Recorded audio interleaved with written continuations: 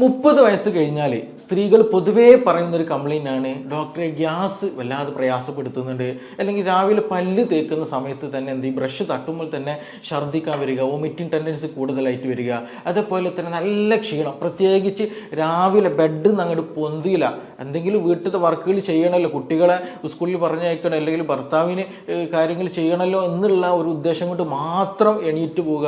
കാരണം അത്രത്തോളം ക്ഷീണം നല്ല രീതിയിൽ സ്ത്രീകളിൽ എന്ത് ചെയ്യും ബാധിക്കുന്നുണ്ടായിരിക്കും. അതേപോലെ തന്നെ പ്രത്യേകിച്ച് വൈകുന്നേര സമയങ്ങളിൽ ഒരു 3 മണി 4 മണി ആകുമ്പോൾ തന്നെ എന്ത് ചെയ്യും, ആളുടെ എനർജിയൊക്കെ പോയിട്ട് എവിടെയെങ്കിലും ഒരു സ്ഥലം കിട്ടിയിട്ട് നേരെ ചാഞ്ഞ് ഉറങ്ങിപ്പോകുന്ന നല്ല ക്ഷീണം പിടിച്ച ഒരു അവസ്ഥ പലപ്പോഴും പല ആളുകൾക്ക് ഉണ്ടാകാറുണ്ട്. ഇത് പല മെഡിസിൻ കഴിക്കും, പല വിറ്റാമിൻ ടാബ്ലറ്റുകൾ എടുക്കും, പക്ഷേ എന്ത് ചെയ്യില്ല, ഇത് പൂർണ്ണമായിട്ട് മാറില്ല എന്നുള്ളതാണ്. അപ്പോൾ ഇന്ന് നമ്മളൊരു ഡിസ്കസ് ചെയ്യാൻ പോകുന്നത് എന്തുകൊണ്ടാണ് ഇങ്ങനെ ഒരു 30-40 വയസ്സാകുന്ന സമയത്ത് സ്ത്രീകൾ ഇങ്ങനെ പെട്ടെന്ന് ക്ഷീണിച്ചു പോകുന്നത്, അല്ലെങ്കിൽ ഇങ്ങനെ ഒരു ക്ഷീണം കൂടുതൽ വരാനുള്ള റീസൺ എന്താണ്, അതെങ്ങനെ നമുക്കത് മാനേജ് ചെയ്യാം. ഈ വിറ്റാമിൻ ഗുളികൾ കഴിക്കുന്നുണ്ട്, അല്ലെങ്കിൽ മറ്റു പല മെഡിസിൻസ് എടുക്കുന്നുണ്ട്, പക്ഷെ അത് പൂർണ്ണമായിട്ട് മാറുന്നില്ല. അപ്പോൾ നമുക്കിത് വീട്ടിൽ നിന്ന് തന്നെ നമ്മുടെ ലൈഫ് സ്റ്റൈൽ മാനേജ് ചെയ്തിട്ട് എങ്ങനെ നമുക്കത് എന്ത് ചെയ്യും മുന്നോട്ട് കൊണ്ടുപോകാതിനെ കുറിച്ചിട്ടാണ് ഇന്ന് നമ്മൾ ഡിസ്കസ് ചെയ്യാൻ പോകുന്നത്. എൻ്റെ പേര് doctor Siraj, medical officer, QNB hospital, Koduvally.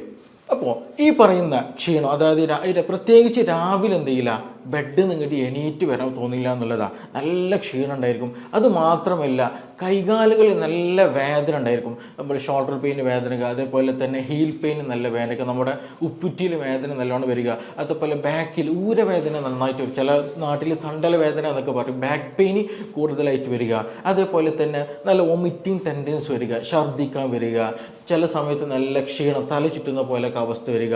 ഇതിൻ്റെയൊക്കെ ഒരു പ്രധാന റീസൺ എന്ന് പറയുന്നത്, പലപ്പോഴും നമ്മൾ പല ടെസ്റ്റുകളൊക്കെ ചെയ്യും, പക്ഷേ മിക്കപ്പോഴും നമ്മൾ ഈ പറയുന്നതിൽ മെഡിസിൻ ഒക്കെ കഴിച്ചാൽ മാറുകയൊക്കെ ചെയ്യും, പക്ഷേ ഇത് വീണ്ടും റിക്കറൻ്റ് ആയിട്ട് വരാനൊരു പ്രധാന റീസൺ എന്ന് പറയുന്നത് സ്ത്രീകളിൽ ഉണ്ടാകുന്ന യൂറിനറി ട്രാക്ട് ഇൻഫെക്ഷനാണ്. ഞാനിത് പറയും, ഇത് എനിക്കറിയാമല്ലോ, ഇത് ഇങ്ങനെ തന്നെയാണല്ലോ, ഇത് വലിയ സംഭവമൊന്നും ഇല്ല എന്ന് നിങ്ങൾക്ക് തോന്നുന്നുണ്ടായിരിക്കും. പക്ഷേ മിക്ക ആളുകളും ഇത് അവഗണിക്കുമ്പോൾ ഇത് ലാസ്റ്റ് സ്റ്റേജിലേക്ക് എത്തിക്കഴിഞ്ഞിട്ടുണ്ടെങ്കിൽ നല്ല സിവിയർ ആയിട്ടുള്ള ഇൻഫെക്ഷനിലേക്ക് എത്തും, ഇമ്മ്യൂണിറ്റി നല്ല രീതിയിൽ വീക്കായി പോകും, മറ്റു പല ബുദ്ധിമുട്ടുകളിലേക്ക് നമ്മൾ നയിക്കും എന്നുള്ളതാണ്.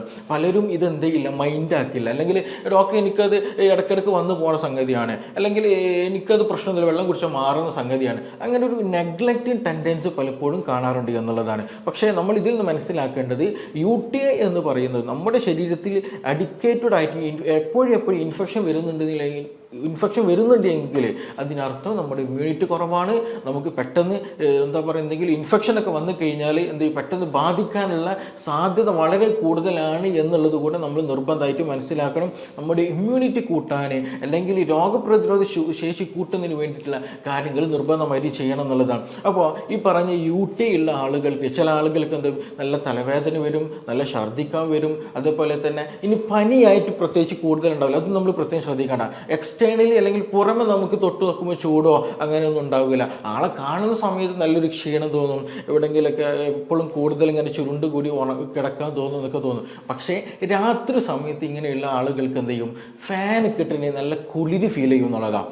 ഫാൻ കിട്ടണമെങ്കിൽ പെട്ടെന്ന് എന്ത് ചെയ്യും, മൂടിപ്പോച്ച് കിടക്കാൻ തോന്നുക, അല്ലെങ്കിൽ ഫാൻ ഇടുമ്പോൾ തന്നെ എന്ത് ചെയ്യും, പെട്ടെന്ന് ഓഫാക്കണം എന്നുള്ളൊരു ടെൻഡൻസി ആ ആളുകൾക്ക് ഉണ്ടാകും എന്നുള്ളതാണ്. എസ്പെഷ്യലി രാത്രി സമയത്ത് ഫീവറുള്ള ആളുകൾക്ക്, ഇൻറ്റേർണൽ ഫീവറുള്ള ആളുകൾക്ക് ഇങ്ങനെ ഒരു ടെൻഡൻസി കൂടെ ഉണ്ടാകും എന്നുള്ളതാണ്. അപ്പോൾ UTI ഉണ്ടാകുന്ന യൂറിനറി ട്രാക്ട് ഇൻഫെക്ഷൻ ഉള്ള ആളുകൾക്ക് എന്ത് ചെയ്യും, രാത്രി സമയത്ത് ഫാൻ കിട്ടുന്ന സമയത്ത് നല്ല കുളിര് പോലെ പെട്ടെന്ന് എന്ത് ചെയ്യും, തണുക്കുന്ന പോലെയൊക്കെ ഫീൽ ചെയ്യും. അതേപോലെ ചില ആളുകൾക്ക് എന്ത് സംഭവിക്കാറുണ്ട്, വായ കഴിക്കുന്ന ഒരു കയ്പ്പ് രസം, ഒരു രുചി കിട്ടാറുണ്ട് എന്നുള്ളതാണ്. അപ്പോൾ നമ്മൾ മനസ്സിലാക്കേണ്ടത് സംതിങ് എന്തോ ഒരു പ്രശ്നമുണ്ട്, സംതിങ് ഫിഷി, എന്തോ ഒരു പ്രശ്നം ഉണ്ട് എന്നുള്ളത് എന്ത് ചെയ്യണം, നമ്മൾ തീർച്ചയായിട്ടും മനസ്സിലാക്കണം എന്നുള്ളതാണ്. അപ്പോൾ അതിന് ഈ പറഞ്ഞ പോലെ കുളിര് വരാം, ചില ആളുകൾക്ക് വായിൽ കയ്പ്പ് വരാം, ചില ആളുകൾ നല്ല രീതിയിൽ ബാക്ക് പെയിൻ വരും എന്നുള്ളതാണ്, ഊരവേദന വരിക എന്നുള്ളത്. അപ്പോൾ ചിലപ്പോൾ എന്തെങ്കിലും നമ്മളത് തെറ്റിദ്ധരിച്ചിട്ട് എന്തെങ്കിലും ഡിസ്കിന് പ്രശ്നമായിട്ട് ചില ആളുകൾ തെറ്റിദ്ധരിക്കാറുണ്ട്, അതല്ലെങ്കിൽ കോൺസ്റ്റിപ്പേഷൻ റിലേറ്റഡ് ആയിട്ട് എന്തെങ്കിലും പ്രശ്നമായാലും തെറ്റിദ്ധരിക്കാറുണ്ട്. ഇനി അതിൽ വേറെ എന്തെങ്കിലും വീണത് പ്രകാരം അല്ലെങ്കിൽ ഇനി ഒന്നുമല്ല എന്നുണ്ടെങ്കിൽ പീരീഡ്സ് സംബന്ധമായിട്ടുള്ള പ്രശ്നങ്ങളായിരിക്കും എന്നുള്ള രീതിയിൽ അതെന്ത് ചെയ്യും പരിഗണിക്കാതെ മാറ്റി വെക്കുന്ന പല ആളുകളും ഉണ്ട് എന്നുള്ളതാണ്. പക്ഷേ മിക്ക ആളുകൾക്കും ഒരു 60-70% ആളുകൾ വരുമ്പോൾ അവർക്ക് UTI കേസുകളിൽ പൊതുവെ എന്തുണ്ടാകാറുണ്ട്, ഈ പറയുന്ന ബാക്ക് പെയിൻ ഉണ്ടാകാറുണ്ട് എന്നുള്ളതാണ്. അപ്പോൾ നല്ല വെള്ളം കുടിക്കുന്ന സമയത്ത് എന്ത് ചെയ്യും, ഈ വേദന മാറും എന്നുള്ളതാണ് ഇതിൻ്റെ മറ്റൊരു പ്രത്യേകത എന്നുള്ളത്. അപ്പോൾ ഈ പറഞ്ഞതുപോലെ ചില ആളുകൾക്ക് എന്ത് ചെയ്യും, ഈ പറഞ്ഞതുപോലെ ബാക്ക് പെയിൻ ഉണ്ടായിരിക്കും. ഇനി മറ്റു ചില ആളുകൾക്ക് എന്ത് ചെയ്യും, ശരീരം മുഴുക്കെ വേദന ഉണ്ടായിരിക്കും, നല്ല ക്ഷീണം ഉണ്ടായിരിക്കും, കൂടുതൽ നടന്നാൽ വേദന, മസിൽ നല്ലോണം രീതി കോച്ചി പിടിക്കുക, അതുപോലെ തന്നെ ഒരു ഭാഗത്ത് നിന്ന് ഇരുന്ന് എണീക്കുമ്പോൾ പൊന്തി കിട്ടില്ല, കൈകാലുകൾക്ക് വേദന വരിക, കഴുത്ത് വേദന വരിക, കൈക്കൊക്കെ തരിപ്പ് അനുഭവപ്പെടുക, ഇങ്ങനെയൊക്കെയുള്ള പല അവസ്ഥകൾ. അങ്ങനെ ബോഡി മുഴുവനായിട്ട് കൈകാലുകൾക്കിടയിൽ എന്ത് ചെയ്യുക, ഈ ഒരു പെയിൻഫുൾ ആയിട്ടുള്ള ഒരു കണ്ടീഷൻ വരിക, നല്ല ക്ഷീണം അല്ലെങ്കിൽ കോച്ചിപ്പിടുത്തം, ഇങ്ങനെയൊക്കെയുള്ള അസ്വസ്ഥതകൾ ഉണ്ടാകുക എന്നുള്ളതാണ് ഈ ഒരു മറ്റൊരു അടയാളമായിട്ട് നമുക്ക് പറയാനുള്ളത് എന്നുള്ളത്.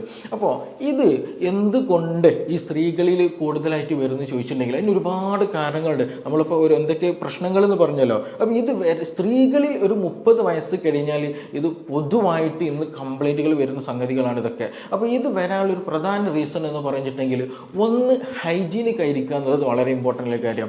പലപ്പോഴും പല സ്ത്രീകളും ഇന്ന് ഹൈജീനിക് ആകുന്നില്ല എന്നുള്ളത് വളരെ ഇമ്പോർട്ടൻ്റ് ആയിട്ടുള്ള കാര്യം തന്നെയാണ്. അപ്പോൾ ഡോക്ടർ ഇത് 21ാം നൂറ്റാണ്ടായല്ലോ, എല്ലാവർക്കും ഇതിനെക്കുറിച്ച് അറിയുന്നതാണല്ലോ, ഇങ്ങനെയൊക്കെ തെറ്റിദ്ധരിക്കുന്നവരുണ്ട്. പക്ഷേ നമ്മൾ ചില ആളുകൾ എന്ത് ചെയ്യും, നമ്മൾ ആ ഒരു പ്രൈവറ്റ് പാർട്ടുകളിൽ ശരിയായ രീതിയിൽ എന്തെങ്കിലും വാഷ് ചെയ്യില്ല. ഇനി അത് വാഷ് ചെയ്താൽ തന്നെ ശരിയായതിൽ ഡ്രൈനെസ് അല്ലെങ്കിൽ അവിടെ ഉണക്കാതെ ഒരു നനവ് എപ്പോഴും ഫീൽ ചെയ്ത് വെക്കുന്നുണ്ടെങ്കിൽ എന്ത് ചെയ്യും, അത് പെട്ടെന്ന് എന്ത് ചെയ്യും, ഇൻഫെക്ഷൻ ഉണ്ടാക്കാനുള്ള സാധ്യത വളരെ കൂടുതലായിട്ട് സാധ്യതകൾ ഉണ്ടാക്കുന്നുണ്ടെന്നുള്ളതാണ്. അതായത് ആ ഒരു ഭാഗത്ത് വെള്ളം നനവ് ശരിയായ രീതിയിൽ പോകുന്നില്ല.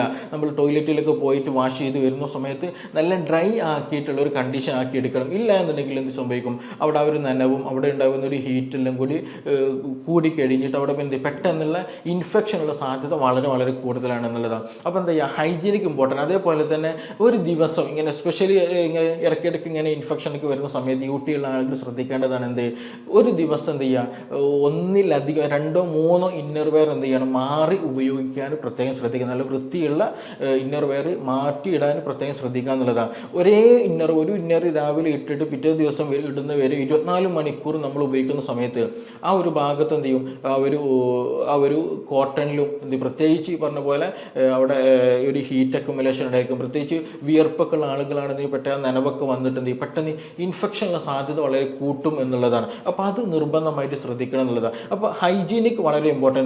പ്രത്യേകിച്ച് ചെറിയ കുട്ടികൾ നമ്മൾ കേസുകൾ എടുക്കുകയാണെന്നുണ്ടെങ്കിൽ, പെൺകുട്ടികളുടെ കേസുകൾ എടുക്കുകയാണെന്നുണ്ടെങ്കിൽ അവരും എന്ത് ചെയ്യും, സ്കൂളൊക്കെ പോകുന്ന സമയത്ത് അല്ലെങ്കിൽ കോളേജിലൊക്കെ പോകുന്ന സമയത്ത് അവരും ഇത് പലപ്പോഴും ഹൈജീനിക്കിൽ വലിയ രീതിയിൽ കോൺസെൻട്രേഷൻ കൊടുക്കാറില്ല എന്നുള്ളതാണ്. അപ്പോൾ അങ്ങനെ വന്നു കഴിഞ്ഞാൽ അങ്ങനെയുള്ള ആളുകൾക്ക് ഈ പറഞ്ഞതുപോലെ UTI-നുള്ള സാധ്യത, മൂത്രത്തിൽ ഇൻഫെക്ഷനുള്ള സാധ്യത വളരെ കൂടുതലാണെന്നുള്ളത് നമ്മൾ മനസ്സിലാക്കണം. രണ്ടാമത് വലിയൊരു ഫാക്ടർ ഞാൻ നേരത്തെ പറഞ്ഞു, 30 വയസ്സിന് ശേഷം ഇതിങ്ങനെ കൂടാനുള്ള പ്രധാന കാരണം എന്ന് വെച്ചിട്ടുണ്ടെങ്കിൽ ഡയബറ്റിക് ആണ്, ഷുഗർ വരുന്നു എന്നുള്ളതാണ് മിക്ക ആളുകളുടെയും പ്രയാസം എന്നുള്ളത്.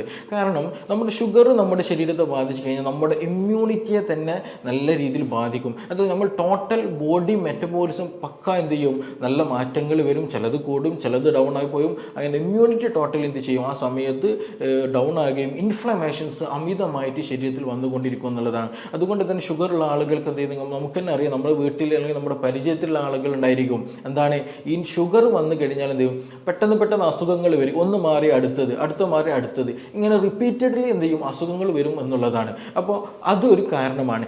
രണ്ടാമത്തത്, ഷുഗർ വന്നു കഴിഞ്ഞാൽ നമ്മൾ പൊതുവെ എന്താ ചെയ്യും, നമുക്കറിയാം മൂത്രം കൂടുതലായിട്ട് നമ്മൾ ഒഴിക്കും എന്നുള്ളതാണ്. മൂത്രം രാത്രി സമയത്ത് പലപ്പോഴും പല ആളുകൾക്ക് ഉറക്കം പോലും നഷ്ടപ്പെടും. എന്ത് ഷുഗർ ഉണ്ടെങ്കിൽ മൂത്രം കൂടുതലായിട്ട് ഒഴിച്ചിട്ട് എന്ത് ചെയ്യും, ഉറക്കം നഷ്ടപ്പെടും. അപ്പോൾ പല ആളുകൾ എന്ത് ചെയ്യും, നമ്മൾ വിരുന്നിന് പോകുന്ന സമയത്ത്, പുറത്ത് പോകുന്ന സമയത്ത്, അല്ലെങ്കിൽ ഉറങ്ങാൻ പോകുന്ന സമയത്തൊക്കെ മനസ്സിലാക്കിയിട്ട് എന്ത് ചെയ്യും, വെള്ളം കൂടി നല്ല രീതിയിൽ കട്ട് ചെയ്യുന്നുള്ളതാണ്. ശരീരത്തിന് വേണ്ട വെള്ളം ശരിയായ രീതിയിൽ കുടിക്കാതിരിക്കുമ്പോൾ സ്വാഭാവികമായിട്ടും എന്ത് സംഭവിക്കും, ഈ പറഞ്ഞതുപോലെ മൂത്രത്തിൽ ഇൻഫെക്ഷൻ വരുന്നതാണ്. അപ്പോൾ ഷുഗർ കാരണമായിട്ട് 2 രീതിയിൽ ഇത് ബാധിക്കുന്നുണ്ട്. ഒന്ന്, നമ്മുടെ ഇമ്മ്യൂണിറ്റി ഡൗൺ ആയി കഴിയുമ്പോൾ പെട്ടെന്ന് ഇൻഫെക്ഷൻ ബാധിക്കും. 2, ഷുഗർ കൂടിക്കഴിഞ്ഞാൽ സ്വാഭാവികമായിട്ടും മിക്ക ആളുകൾ വെള്ളം കൂടി കുറക്കും. അങ്ങനെ കുറച്ച് കഴിഞ്ഞാൽ ഈ പറഞ്ഞതുപോലെ UTI വരും എന്നുള്ളതാണ്. ഇനി മറ്റൊരു കാരണം എന്താണെന്ന് ചോദിക്കുകയാണെങ്കിൽ മൂത്രം പിടിച്ച് വെക്കുന്ന ടെൻഡൻസി പല ആളുകൾക്കുണ്ട്. എസ്പെഷ്യലി നമ്മളൊരു പ്രൊഫഷണൽ വർക്ക് സൈഡിലെ ടീച്ചേഴ്സ്, എല്ലാ ടീച്ചേഴ്സിനും പറയല്ല കേട്ടോ, എന്തെങ്കിലും ഒഫീഷ്യലി നമ്മൾ എന്താ പറയുക കൂടുതലായിട്ട് ഒരു വർക്കിൽ എൻഗേജ്ഡ് ആയിരിക്കുന്ന സമയത്ത് എന്താ ചെയ്യുക, ഇത് കഴിഞ്ഞിട്ടേ പോവുകയുള്ളൂ. ഇപ്പോൾ എസ്പെഷ്യലി കുട്ടികളൊക്കെ ആണെന്നുണ്ടെങ്കിൽ സ്കൂളിൽ പോകുന്ന സമയത്ത് ചില ടീച്ചേഴ്സ് സ്കൂളിൽ നിന്ന് എന്ത് ചെയ്യും മൂത്രിക്കാൻ വിടാത്ത കണ്ടീഷനിൽ ടീച്ചേഴ്സിന് പേടിച്ചിട്ട് അല്ലെങ്കിൽ പോകാൻ ബാത്റൂമിൽ പോകാൻ മടിച്ചിട്ട് എന്ത് ചെയ്യും, ഈ പറഞ്ഞതുപോലെ വെള്ളം കുടിക്കുകയില്ല. ഇനി മൂത്രം ഒഴിക്കാൻ വന്നാൽ തന്നെ എന്ത് ചെയ്യും, മൂത്രം ഒഴിക്കില്ല, പിടിച്ചു വെക്കുന്ന ടെൻഡൻസി ഉണ്ടാകാറുണ്ട്. അതും ഈ പറഞ്ഞതുപോലെ നമ്മുടെ UTI ഉണ്ടാക്കാനുള്ള സാധ്യത കൂട്ടുന്നതാണ്. അതുപോലെ അത് ബ്ലാഡറിനെയും നമ്മുടെ കിഡ്നിയെയും അത് സാരമായി ബാധിക്കും എന്നുള്ളത് തന്നെ നമ്മൾ മനസ്സിലാക്കേണ്ടത്. അപ്പോൾ എപ്പോഴാണ് മൂത്രം ഒഴിക്കാനുള്ള ടെൻഡൻസി ഉണ്ടാകുന്നത് അപ്പോൾ തന്നെ അത് മൂത്രം ഒഴിച്ച് അല്ലെങ്കിൽ അത് എന്ത് ചെയ്യുക, ക്ലിയർ ചെയ്യേണ്ടതാണ്. ഇല്ല എന്നുണ്ടെങ്കിൽ UTIക്കുള്ള സാധ്യത വളരെ വളരെ കൂടുതലാണ് എന്നുള്ളതാണ്. ഇനി മറ്റൊരു കാരണം എന്താണ് ചോദിക്കുകയെന്നുണ്ടെങ്കിൽ സ്റ്റോൺ ഉള്ള ആളുകൾക്ക്, മൂത്രത്തിൽ കല്ല് ഉള്ള ആളുകൾക്ക് ഈ പറഞ്ഞതുപോലെ എന്ത് സംഭവിക്കും, മൂത്രത്തിൽ ഇടയ്ക്കിടയ്ക്ക് ഇങ്ങനെ ഇൻഫെക്ഷൻ ഉണ്ടാകും എന്നുള്ളതാണ്. നമുക്കറിയാം മൂത്രത്തിൽ കല്ല് നിന്ന് മറ്റൊരു വശം തന്നെയാണ്, അല്ലെങ്കിൽ മറ്റൊരു അസുഖം തന്നെയാണ്. അപ്പോൾ ഈ മൂത്രത്തിൽ കല്ല് വരെ റിസർച്ച് ചെയ്യുകയാണെന്നുണ്ടെങ്കിലും എന്താണ്, വെള്ളം കൂടി കുറഞ്ഞാലാണ് ഈ കല്ലും വരുന്നത്. നമ്മുടെ ശരീരത്തിൽ ഒരു നമുക്കറിയാം 75% അല്ലെങ്കിൽ ആ നിയറസ്റ്റ് ആയിട്ട് എന്തുണ്ട്, അത്രത്തോളം വെള്ളം ഉണ്ട് എന്നുള്ളതാണ്. കാരണം അപ്പോൾ ആ ഒരു വെള്ളത്തിൻ്റെ എമൗണ്ടിൽ മാറ്റങ്ങൾ വന്നു കഴിഞ്ഞാൽ എന്ത് ചെയ്യും, നമ്മുടെ ശരീരത്തിൽ ഉണ്ടാകുന്ന സോൾട്ടുകൾ അക്യുമുലേറ്റ് ചെയ്തിട്ട് എന്ത് ചെയ്യും, ഈ പറഞ്ഞ സ്റ്റോണുകളായിട്ട് മാറും എന്നുള്ളതാണ്. സിമ്പിളായിട്ട് പറയുകയാണെങ്കിൽ നമ്മുടെ യൂറിക് ആസിഡ് സ്റ്റോൺ എന്ന് പറയുന്നത്, അത് യൂറിക് ആസിഡ് എന്നുള്ളത് നമ്മുടെ ശരീരത്തിൽ ഉണ്ടാകുന്ന ഒരു ബൈ പ്രൊഡക്റ്റ് ആണ്, അല്ലെങ്കിൽ വേസ്റ്റ് മെറ്റീരിയലാണ്. അപ്പോൾ അത് പൊതുവേ എല്ലാവരുടെ ശരീരത്തിൽ എന്ത് ചെയ്യും, ഈ പറഞ്ഞതുപോലെ മൂത്രത്തിലൂടെ റിമൂവ് ചെയ്യും എന്നുള്ളതാണ്. അപ്പോൾ ഇനി അഥവാ വെള്ളം കൂടി കുറഞ്ഞ ഒരാൾ അല്ലെങ്കിൽ യൂറിക് ആസിഡ് ശരീരത്തിൽ കൂടുതലായിട്ട് ഉൽപ്പാദിപ്പിക്കപ്പെടുന്ന ആളുകളെ സംബന്ധിച്ചിടത്തോളം എന്ത് ചെയ്യും, ഈ യൂറിക് ആസിഡ് അക്യുമുലേറ്റ് ചെയ്തിട്ട് അത് പിന്നെ എന്ത് ചെയ്യും, സംശീകരിച്ചിട്ട് അത് ചെറിയ രൂപത്തിലെ കല്ലുകളായിട്ട് മാറും എന്നുള്ളതാണ്. അപ്പോൾ അങ്ങനെ യൂറിക് ആസിഡ് എന്ത് ചെയ്യും, അത് സ്റ്റോൺ ആയിട്ട് മാറും. അത് വെള്ളത്തിൻ്റെ എമൗണ്ട് നമ്മുടെ ശരീരത്തിൽ കുറഞ്ഞു കഴിഞ്ഞാൽ പിന്നീട് എന്ത് ചെയ്യും, അവിടെ സംശീകരിച്ചിട്ട് ഈ പറയുന്ന സോൾട്ടുകളെല്ലാം സ്റ്റോണുകളായിട്ട് രൂപാന്തരപ്പെടും എന്നുള്ളതാണ്. അപ്പോൾ ഈ മൂത്രത്തിൽ കല്ലുള്ള ആളുകളൊക്കെ ഇപ്പോൾ ടെസ്റ്റുകളൊക്കെ ചെയ്യുന്ന സമയത്ത് ചിലപ്പോൾ ഡോക്ടർ പറയും, ബ്ലാഡറിൽ ഒരു സ്റ്റോൺ ഉണ്ട്, അല്ലെങ്കിൽ ചെറിയ സ്റ്റോണാണ്, ചിലപ്പോൾ അത് മൂത്രമൊഴിച്ചാലൊക്കെ പോകും, കുഴപ്പമൊന്നുമില്ല, മെഡിസിൻ കഴിച്ചാലും മതി, ശ്രദ്ധിക്കണം, ഇങ്ങനെ കാര്യങ്ങളൊക്കെ പറയും. അത് അല്ലെങ്കിൽ ഇനി കിഡ്നിയിൽ സ്റ്റോൺ ഉണ്ട്, അല്ലെങ്കിൽ യുറീറ്ററിൽ സ്റ്റോൺ ഉണ്ടെന്നൊക്കെ എന്ത് ചെയ്യും, ഡോക്ടേഴ്സ് പ്രത്യേകം പറയും. പക്ഷേ ഇതെന്ത് ചെയ്യും, ശരിയായ രീതിയിൽ വെള്ളം കുടിക്കുകയില്ല, അല്ലെങ്കിൽ ശരിയായ രീതിയിൽ ട്രീറ്റ്മെൻറ്റ് എടുക്കാതിരുന്ന് കഴിഞ്ഞിട്ടുണ്ടെങ്കിൽ ഈ പറഞ്ഞതുപോലെ എന്ത് സംഭവിക്കും, ഇടയ്ക്കിടയ്ക്ക് മൂത്രം ഒന്ന് കുറയുക, നല്ല പെയിൻഫുള്ളായ കണ്ടീഷൻ വരിക, ഛർദ്ദിക്കാൻ വരുന്ന അവസ്ഥ വരിക, നല്ല രീതിയിൽ എന്ത് ചെയ്യും, ബാക്ക് പെയിൻ അല്ലെങ്കിൽ ഒരു ആൻറ്റീരിയർ തൈ ഒരു മുൻഭാഗത്ത് നല്ല വേദന വരിക, ഇങ്ങനെയുള്ള പല ബുദ്ധിമുട്ടുകളുണ്ടാകും. കൂടെ ഈ പറഞ്ഞിട്ടുള്ള UTI എന്നുള്ള കണ്ടീഷൻ ഉണ്ടാകും എന്നുള്ളതാണ്. അപ്പോൾ ഇങ്ങനെ ഈ മൂത്രത്തിൽ കല്ല് വരുന്ന ആളുകൾക്ക് ഈ പറഞ്ഞതുപോലെ എന്ത് ചെയ്യും, മൂത്രത്തിൽ ഇൻഫെക്ഷൻ വരാനുള്ള സാധ്യത വളരെ വളരെ കൂടുതലാണെന്നുള്ളതാണ്. അപ്പോൾ ഇങ്ങനെ ക്ഷീണമുണ്ട് ഡോക്ടറെ, അല്ലെങ്കിൽ ഞാനിപ്പോൾ ഇങ്ങനെ ഗ്യാസിന് മെഡിസിൻ കുടിക്കുന്നുണ്ട്, അല്ലെങ്കിൽ വൈറ്റമിൻ ടാബ്ലറ്റ്സ് കഴിക്കുന്നുണ്ട്, മറ്റു പ്രശ്നങ്ങളൊക്കെ മറ്റു പല സപ്ലിമെൻറ്റ്സ് ഞാൻ എടുക്കുന്നുണ്ട്, ഞാൻ ഇനി എന്ത് ചെയ്യണം എന്നുള്ളത് പലർക്കും സംശയം ഉണ്ടായിരിക്കും. നിങ്ങൾ ആദ്യം ചെയ്യേണ്ടത് ഇത് കൺഫേം ചെയ്യുക എന്നുള്ളതാണ്. അതിന് ഒരുപാട് ടെസ്റ്റുകൾ ഉണ്ടെങ്കിലും സിമ്പിളായിട്ട് നമുക്ക് ലാബിൽ ചെയ്യാൻ പറ്റുന്ന ടെസ്റ്റാണ് UTI അല്ലെങ്കിൽ യൂറിൻ RE എന്ന് പറയും, യൂറിൻ റുട്ടീൻ എക്സാമിനേഷൻ എന്ന് പറയും, URE എന്നുള്ളത്.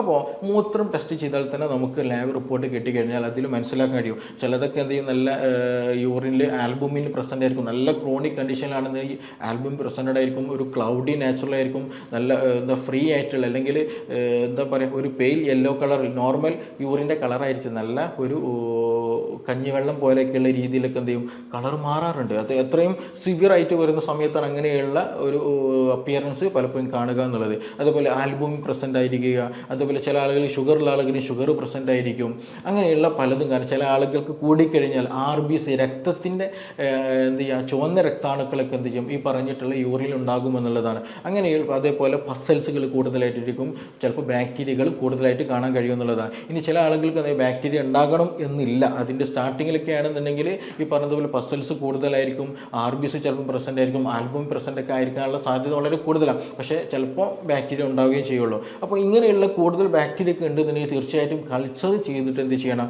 നമുക്ക് സ്പെസിഫിക് ആയിട്ടുള്ള ആൻറ്റിബയോട്ടിക് എടുത്തുകൾ അതിനുള്ള കോഴ്സ് നമ്മൾ സ്റ്റാർട്ട് ചെയ്തിട്ട് കൃത്യമായിട്ട് എന്ത് ചെയ്യണം, നമ്മളത് മെഡിസിൻ കഴിച്ച് മാറ്റുക തന്നെ വേണം. ഇല്ല എന്നുണ്ടെങ്കിൽ അത് നമുക്ക് നമ്മുടെ ശരീരത്തെ ബാധിക്കും.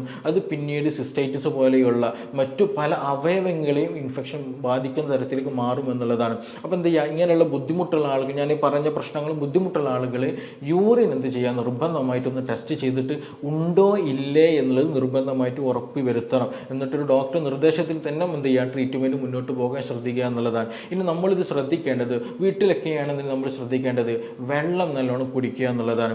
പ്രായം എത്രയായാലും ഒരു ആവറേജ് ഒരു അഡൾട്ടായിട്ടുള്ളൊരു മനുഷ്യൻ എന്ത് ചെയ്യണം, ഒരു 2.5 ലിറ്റർ വെള്ളമൊക്കെ ദിവസം കുടിക്കാൻ നിർബന്ധമായിട്ട് ശ്രദ്ധിക്കുക എന്നുള്ളതാണ്. ഇനി മറ്റൊന്നെന്ന് വെച്ചിട്ടുണ്ടെങ്കിൽ പ്രത്യേകിച്ച് ഈ ഫ്രൂട്ട്സ് വെജിറ്റബിൾസ് ഒക്കെ നന്നായിട്ട് കഴിക്കാൻ ശ്രദ്ധിക്കുക. പ്രത്യേകിച്ച് വാട്ടറി ആയിട്ടുള്ള കുക്കുംബർ പോലെയുള്ള, തണ്ണിമത്തം പോലെയുള്ള, മുന്തിരി പോലെയുള്ള എന്ത് ചെയ്യുക, നന്നായിട്ട് എന്ത് ചെയ്യുക, ജ്യൂസായിട്ടോ അല്ലാത്ത രൂപത്തിലോ നല്ല രീതിയിൽ വെള്ളം കുടിക്കാൻ എന്ത് ചെയ്യുക, നമ്മൾ ജ്യൂസിലൂടെയോ അല്ലാത്ത രൂപത്തിലോ നല്ല പാനീയങ്ങൾ കുടിക്കാൻ നമ്മൾ നിർബന്ധമായിട്ട് ശ്രദ്ധിക്കുക എന്നുള്ളതാണ്. അതേപോലെ തന്നെ എന്ത് ചെയ്യുക, വെള്ളത്തിൽ നമ്മൾ ഇങ്ങനെയുള്ള ഗ്യാസിൻ്റെ പ്രശ്നങ്ങൾ, ഛർദ്ദിക്കാൻ വരുന്നുണ്ട്, ഇങ്ങനെയുള്ള കോച്ചിപ്പ് വരുന്ന പനിയൊക്കെ വരുന്ന ആളുകൾക്ക് ഏറ്റവും ബെസ്റ്റ് ആയിട്ടുള്ളൊരു ഹോം റെമഡിയാണ് മല്ലി. നമ്മൾ വീട്ടിൽ കൊത്തമ്പാലി എന്നൊക്കെ പറയും ചില നാടുകൾ, കൊറിയാണ്ടർ എന്ന് പറയും, നമ്മൾ മല്ലിപ്പൊടി ഉണ്ടാക്കുന്ന ഉരുണ്ടിട്ടുള്ള ആ ഒരു സംഗതി. അതെന്ത് ചെയ്യുക, വെള്ളത്തിലിട്ട് നമ്മൾ ജീരകവെള്ളം ഉണ്ടാക്കുന്ന പോലെ എന്ത് ചെയ്യുക, മല്ലി തിളപ്പിച്ച് ആ വെള്ളം സ്ഥിരമായിട്ട് ഒരു 2 ലിറ്ററൊക്കെ നമ്മൾ ഭക്ഷണം കഴിച്ചു കഴിഞ്ഞാൽ അല്ലാതെ ദാഹിക്കുന്ന സമയത്തൊക്കെ എന്ത് ചെയ്യുക, ആ വെള്ളം നന്നായിട്ട് കുടിക്കുക. അതേപോലെ ജീരക വെള്ളം നന്നായിട്ട് കുടിക്കുക.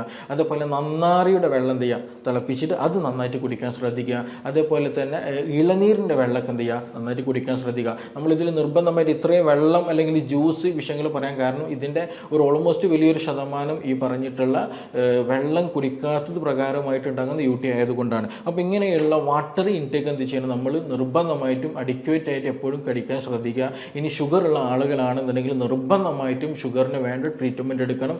ഡോക്ടറെ കണ്ടിട്ട് നിർദ്ദേശം സ്വീകരിച്ചിട്ട് അത് ചെയ്യാൻ ശ്രദ്ധിക്കുക. ഇനി മറ്റൊന്ന് അൺഹൈജീനിക് ആണ്, അതായത് നിങ്ങളുടെ പ്രൈവറ്റ് പാർട്ടിൽ എന്തെങ്കിലും ഇച്ചിങ് വരുന്നുണ്ട്, അവിടെ ഫംഗൽ ഇൻഫെക്ഷൻ വരുന്നുണ്ട്. അതേപോലെ തന്നെ എസ്പെഷ്യലി ചില ആളുകൾ എന്ത് ചെയ്യും, ബ്ലേഡ് വെച്ചിട്ട് ക്ലീൻ ചെയ്യുന്ന സമയത്തൊക്കെ എന്ത് ചെയ്യും, പെട്ടെന്ന് ഇൻഫെക്റ്റഡ് ആയി വരും, അവിടെ സ്കിന്ന് ഡാർക്ക് കളറായിട്ട് വരിക.